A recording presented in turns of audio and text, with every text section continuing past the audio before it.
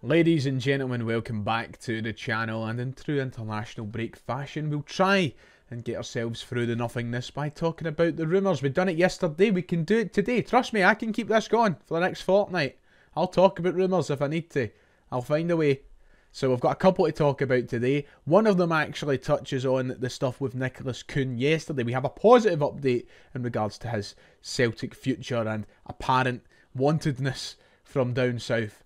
And we've got to talk a wee bit about Lennon Miller, because his name's doing the rounds. So, aye, strap yourselves in. Let's talk about that.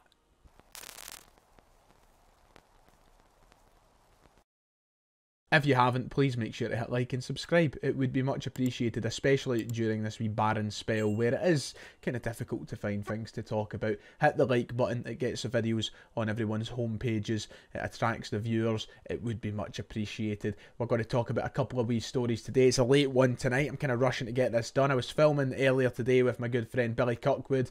Our new wrestling podcast will be live tomorrow for wrestling fans, but for the football fans, for the Celtic fans, and the main reason you're here, I won't keep you much longer. Let's get into this.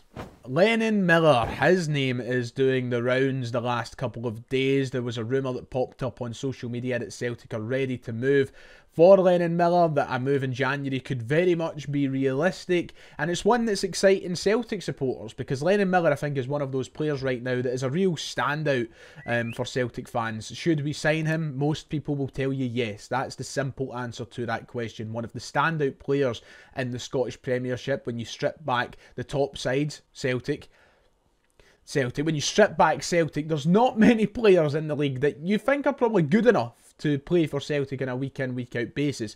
But one of them is Lennon Miller. He has been consistently talked about over the past 2 or 3 transfer windows. Celtic supporters are making it clear that they want to see him sign for the club for many different reasons. And he's also one of those players who would cause would help fix a headache issue when it comes to national team and quota.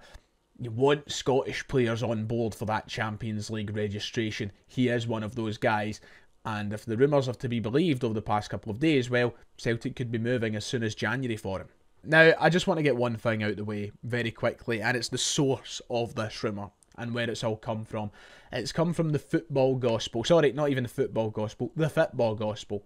And despite their name, I wouldn't quite consider the football gospel the gospel of all things football. What I'm saying is, take this exclusive as a pinch of salt.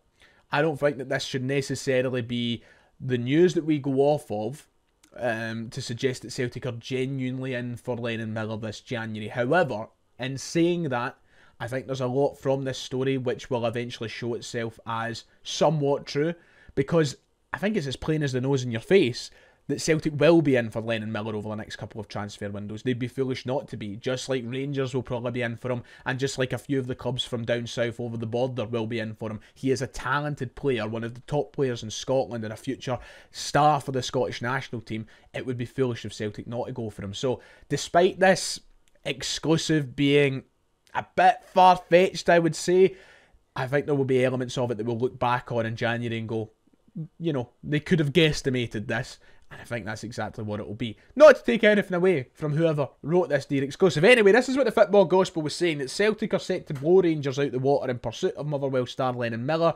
Both of Glasgow's big two are keen to sign him. Rangers inquired but aren't willing to go above £3.5 million plus add-ons, which Motherwell believe to be inadequate. Celtic, on the other hand, are prepared to make the teenager the most expensive signing between 2 Scottish clubs of all time. Celtic are preparing a £5.3 million January bid that includes add-ons that could take over £6.5 million depending on appearances, Champions League appearances and title wins, as well as a healthy sell-on fee as a sweetener.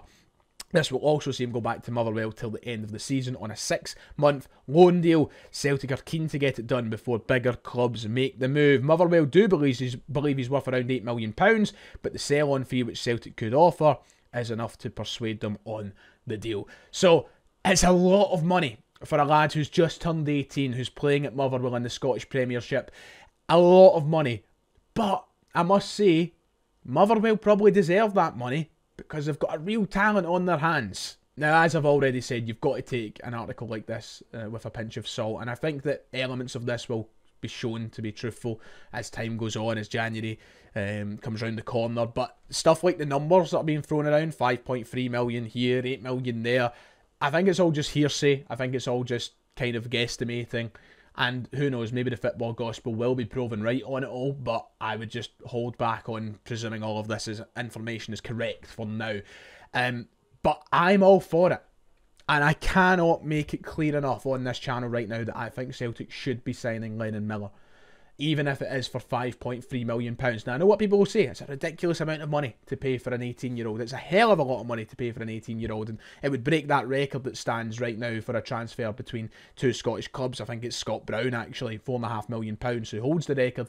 It's a lot of money to pay for someone at Motherwell, but if you really want a player, you've got to pay the money. And inflation has increased these. Look, a few years ago, we missed out on the chance to sign John McGinn, who is one of the best Scottish players in my generation, if not the best. So between him and Andrew Robertson, and we could have signed him for £3.5 million.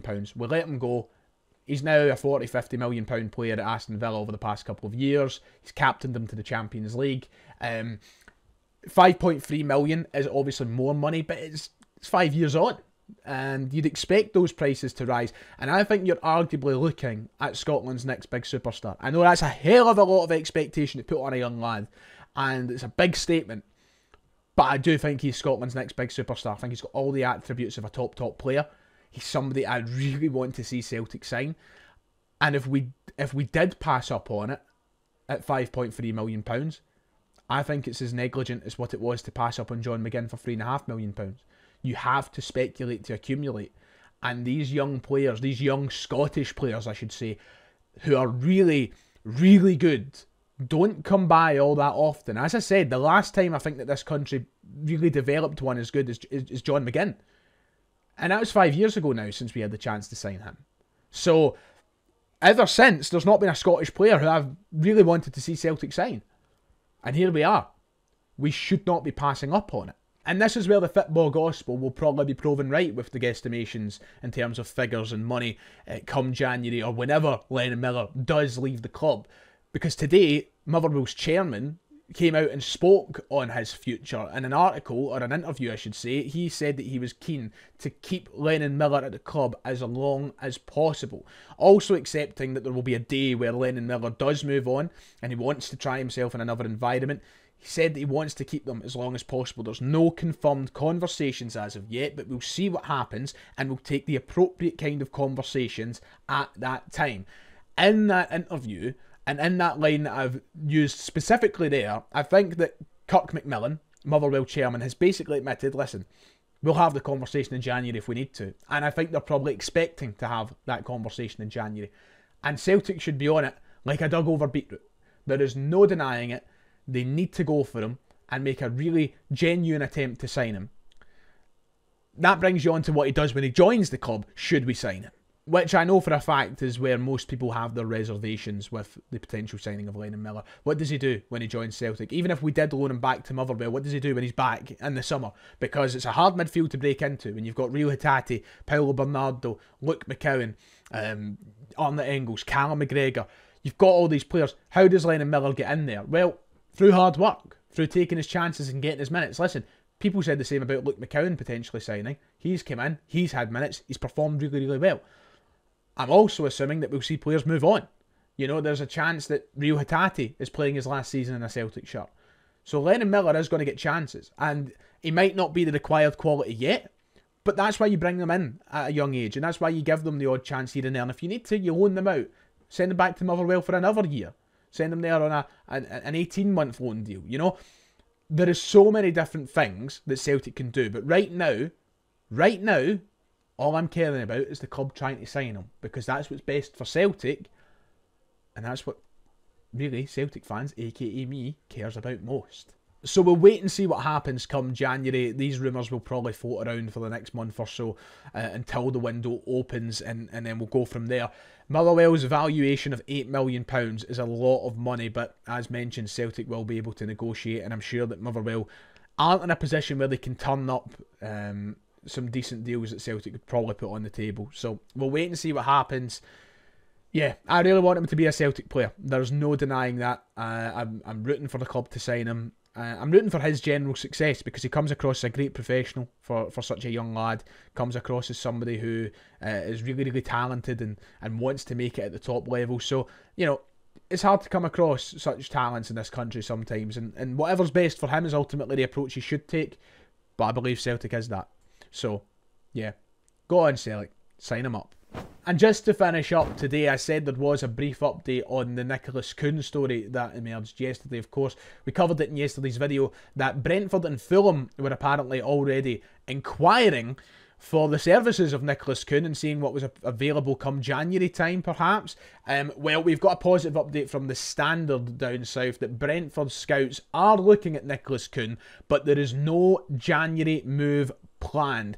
In the article, they do go on to say that they have an interest in Nicholas Kuhn, but there is no plan to sign him in January. Brentford are expecting a quiet January transfer window and probably could end up doing no business in that window if their current form continues into the new year. So, yeah, Nicholas Kuhn, Brentford move off the table. I said this in my video. It's scaremongering. It's natural. Clubs will scout players. Of course they will. There's scouts at Celtic Park every single week looking at players. So it's no need to get worried or knickers in a twist or anything like that over the potential chance of Kuhn leaving yet.